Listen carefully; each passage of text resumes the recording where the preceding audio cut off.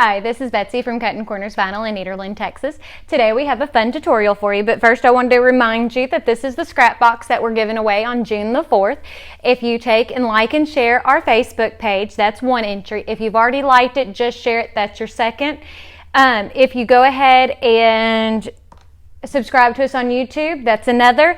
And any purchases made between now and June the 4th, online or in store, also count. And if you check us out and follow us on our other social media, such as Instagram, Twitter, Snapchat, the whole 9 yards. Okay, so first things first. I haven't done anything yet with the holographic for sticker vinyl. So we're going to do a quick little cup one, and then we have another fun project as well. So first things first is I'm going to go ahead and weed this holographic sticker. Now this is my handy dandy weed tool. As you know, that's my favorite pick in the entire world, and it is available on our website. So let's see.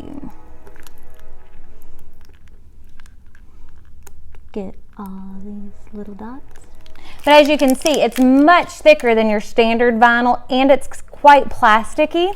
So you just need to be aware of that when you're cutting it and weeding it. A lot of intricate details do not work with this type of material, but it is absolutely gorgeous once you put it on. And I found this cup, that pink and blue one, at Academy the other day, and they were like 14 bucks, and I was like, that is so cute. So I was like, we will make a cup. Because I'd been wanting to put holographic on something, but gotta find the right project for holographic. To me, it's not one of those things you just, you don't want it to blend, and you don't want it to be gaudy. Well, I don't mind gaudy, honestly, but some people do. So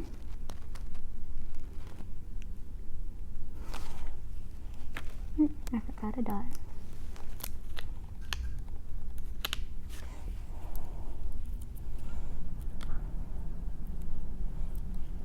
See, and this stuff is super duper sticky too. So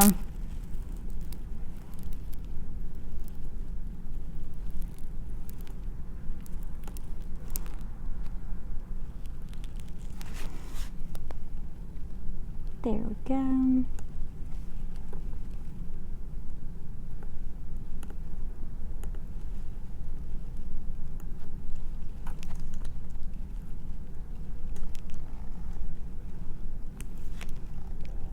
Almost have it finished.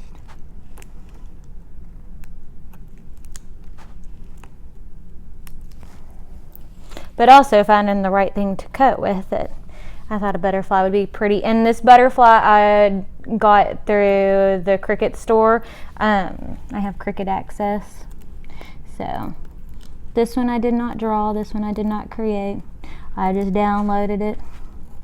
Sometimes I don't have the time to come up with everything, and sometimes it's just fun to have a project that's already kind of laid out, and all you got to do is cut it and stick it.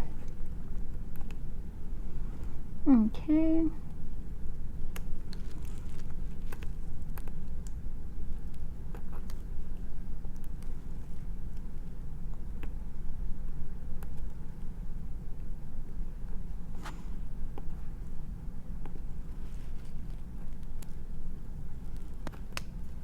And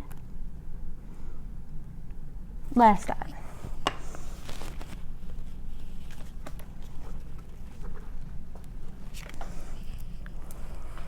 Now if I can just get this off my fingers, that we should be good to go. Okay, there we go. Now first things first, I'm going to take and grab paper towel, denatured alcohol. Again, this is available at Lowe's. It's cheap. It's like $5 a gallon. And it works great for when you're cleaning your surfaces, because you want to remove the oils from your hands off your cup or whatever you're putting it on. So, got that done. Take our mask. And this is a big piece, but it doesn't really matter. And the mask is also available on our website. Grab our squeegee.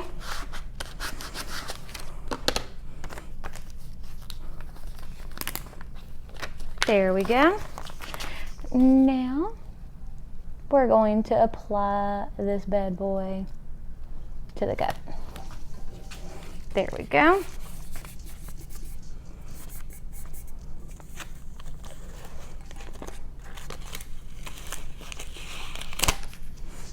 And we can save that piece of mask for later. Let me grab these extra little dots from leaving them stuck on there. But there you go. Super cute, super easy to do. Turned out great. And pretty well straight for just sitting there eyeballing it. Okay, so the next project we're gonna do is I bought these 16 by 20 shadow box frames at IKEA. And I did this part off camera. I got these sequins in a makeup kit and I fell in love with them. So we went ahead and glittered the background. So that way, once we put this all together, it'll have like a three-dimensional effect. So what I did is I went ahead and cut my vinyl, and I'm using the Oracal 6510 fluorescent cast. That's what the 6510 is all it is a fluorescent cast vinyl. So let's go ahead and get this weeded. Now this will be an easy weed.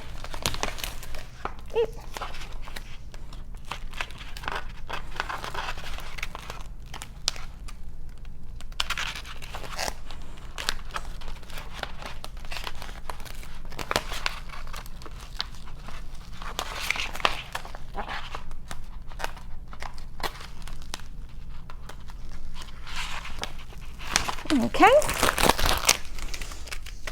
there is the first part. Well, actually this is the bottom part, but you get my drift. Okay, we'll go ahead and take our mask.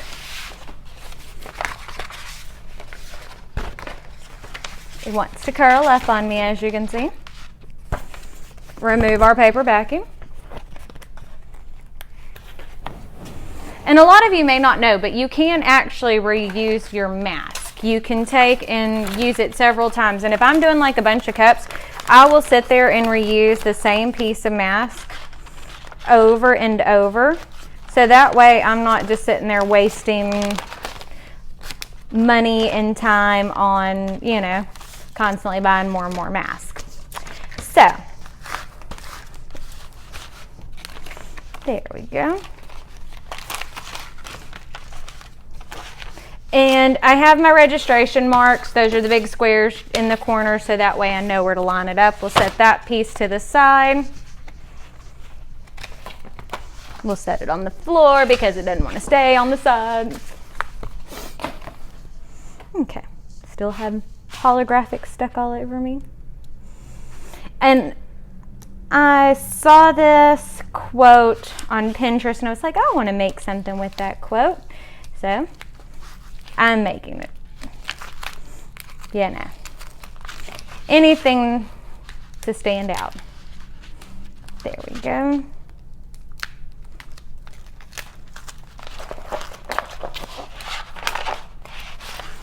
And normally when I do like a picture frame or whatever, I will do it like stick my vinyl on the inside so that way kids or whatever can't come along and peel on it. But because we're using the neon, we can't do that because, as you can see, it is white on the back. So because we're doing it that way, and as you can see, I pulled up my eye, so we're going to lay that back down, but I'll show you how to do that too. Okay, so to lay this back down, if you can zoom in a little bit, Libby, you can see how you can see your cut marks. So we can take and line that right back up. I'm at an odd angle.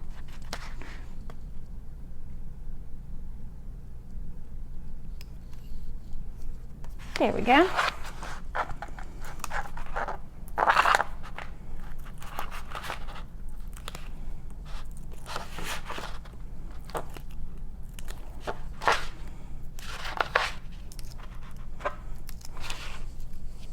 Now that's all weeded.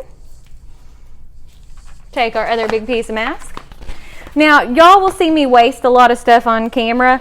I don't actually waste that much stuff in real life. It's just to keep things condensed for time's sake. Whenever we're doing this on camera, it's sometimes easier not to sit there and trim around it, or because I don't know about y'all, I don't like to sit there and have to spend all day editing. Okay.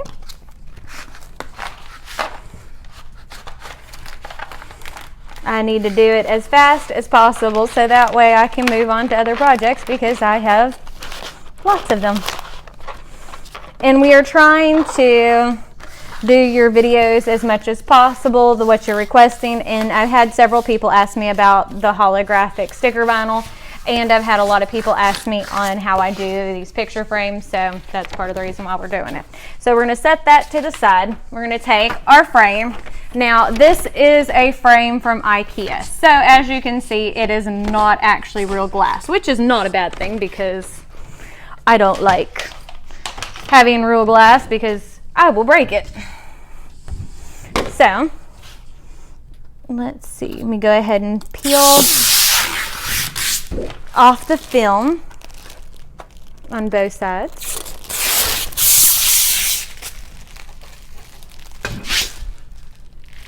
So with it having the film on there, we don't technically have to sit there and clean it because no hands have touched it. As you can see, whenever I pulled it, I didn't touch anywhere on it. So let me grab my top layer. Okay.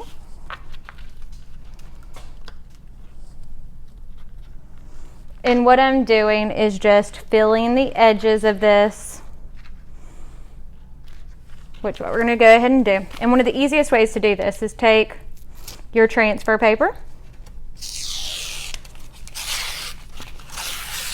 and see how I'm pulling off just on that top part.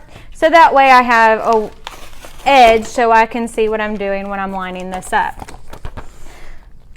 So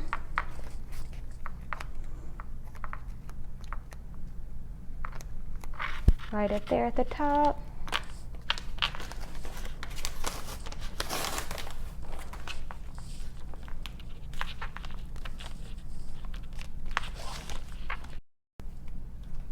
Okay, so as you can see, I lined my registration marks up with the top corners of the piece of plastic that is on my part of my picture frame. Again, as I said, I prefer to work with anything that's plastic over glass because I hurt myself when it comes to glass. So we're going to go ahead and remove the paper backing. And we're going to start squeegeeing down from the center. There we go. Okay. Now we're going to go ahead and remove our mask.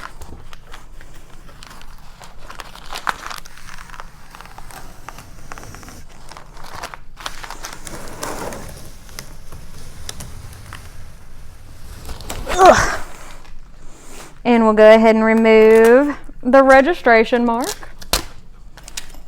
Now we're going to flip it around.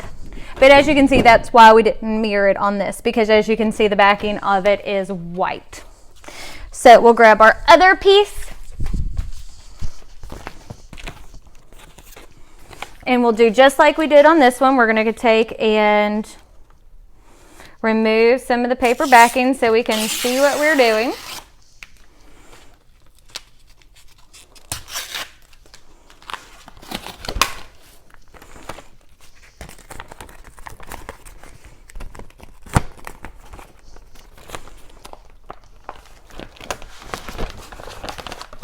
Okay. There we go. So we'll start with one corner. There we go. See, not anything super hard to do. Remove the paper backing. Okay.